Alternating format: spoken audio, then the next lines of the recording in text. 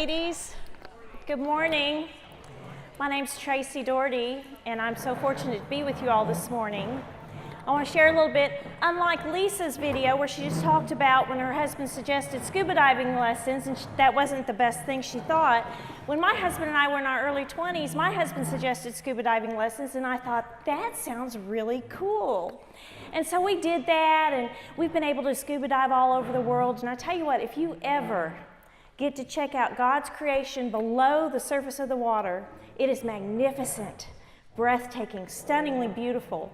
So anyway, if you were at the conference last year, you'll recall I talked about how my husband, who's in the military, had deployed for the invasion into Iraq, and it just kept getting extended and getting extended and getting extended, and finally, 17 months later, he came home. And you know, that's a really long time. So we decided to go big on our family vacation, and we went to Turks and Caicos, to one of those all-inclusive resorts, and it was just fabulous. Now, our girls at the time were 5 and 9, and so they were too young to scuba dive. So we chose instead to do a lot of snorkeling. So we had signed up for a snorkeling excursion, and they took about 50 of us out on a boat, and there were about 4 or 5 crew members, and we're out there, and it's just beautiful. And Catherine, our 9-year-old, and my husband were going down a little deeper to check out the coral. And I had Victoria, who was 5 at the time. We're holding hands and snorkeling. And I looked down and I saw a shark. Well, I knew it's like a nurse shark. It's not, anything dangerous. And so I make sure Victoria sees the shark. And then I make sure Marshall and Catherine see the shark. And then I thought, doesn't everyone else want to know what I know? So I lift my head out of the water and yell, "Shark!" And then put my head back down. And then I thought, maybe that didn't go the way I pictured it. Sure enough, I lift my head and it is total chaos. People are swimming over each other trying to get back to the boat. You can see fathers, they're just launching their children back onto the boat. The crew is just like, what happened? What happened? So I'm going to pause right there and we'll get to the rest of the story here in a minute. So we're talking about how we need to allow God to work in us, we need to allow Him to work through us, and then He will work beyond us. And last night we heard from Lisa about how God can work in us, and this morning we're talking about the through. And I thought, what verse can we really focus on with the through? And I knew it was Matthew 5:14. Matthew 5:14, you are the light of the world, like a city on a hilltop that cannot be hidden. You are the light of the world. If you're a Christian, if you're a Jesus follower, you are the light of the world. I want you to look at the women at your table and say, you are light. If you're a follower of Jesus, then you are light. Will you hide it or allow it to shine all the time? Will you only bring that thing out on Sunday morning? Or when you see someone from church? Or will you shine all the time? Of course we want to be light, right? We just want to be light. But what keeps us from being light? In your booklet, there's a page that's numbered 1 through 9 if you want to follow along that way or whatever works for you. What keeps us from choosing to be light? I think the first thing that keeps us from choosing to be light is others' expectations. Rather than focusing on what does God expect of me, we look at others to find out what they expect of us. They expect me to engage in gossip because, man, that was juicy. They expect me to respond in anger because I have been wronged. They expect me to see that movie because, it won the Oscar. They expect me to buy that purse because it's really cute and everybody has one. And then what about social media? What's it done to our expectations? I'll never forget, recently I ran into a woman who I knew they were in financial crisis.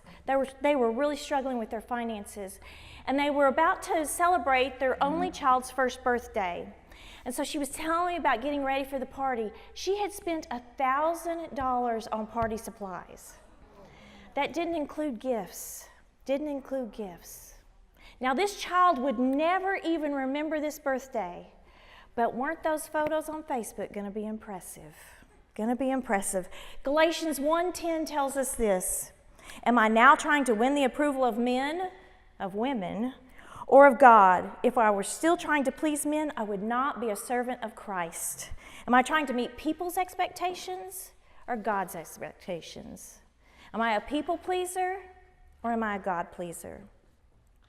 I think the second thing that keeps us from choosing to be light is busyness. Busyness. Several years ago, I read this in a women's magazine. The health complaints of busy women have actually led the medical community to coin a new term called the hurried woman syndrome. Someone suffering from this syndrome may experience weight gain, low sex drive, moodiness, and fatigue. Doctors believe the symptoms are caused by the stress of doing too much, spreading oneself too thin, feeling overwhelmed and underaccomplished, and growing resentful of others' expectations, all of which can ultimately lead to hostility and depression. Anyone suffering from a little hurried woman syndrome. You know, busy, that acronym B-U-S-Y, busy under Satan's yoke. You know, the thing is, we treat ourselves like we treat our cars. As long as it's running, we don't pay attention to what's going on under the hood. You know, but think about a car that's idle. A car that's idle. It's wearing down its parts. It's using up all its gas. But it's not doing what it was called to do, to transport people. I think many of us are like that idle car. We're wearing ourselves out. We're using up our fuel, but we're not doing what we've been called to do. We're not shining. We got a lot of idle Christians. Lisa Jones last night talked about if our busyness keeps us from having a relationship with God. Because the thing is, before we can shine, we got to have the in. We got to have the in to then do the through. What else keeps us from choosing to shine? Number 3 is expert. Expert. We think we have to have all the answers. I don't know enough. I need more knowledge. I need to be smarter. I think what's one of our biggest excuses for not shining. So many of us, we do Bible study on Tuesday morning. We go to church on Sunday morning. We read our Bible. We read Christian books. We just take it in. We take it in. But if we're not exercising our faith, then we'll be spiritually obese. Spiritually obese. We got a lot of spiritually obese Christians walking by women who need to hear what you do know. The thing is, the disciples, they didn't just sit at Jesus' feet and just take it in and take it in and take it in. They did the thing while they were still learning. While they were still learning. You need to shine. You're never going to know it all. Knowledge changes nothing. Application changes everything. Everything.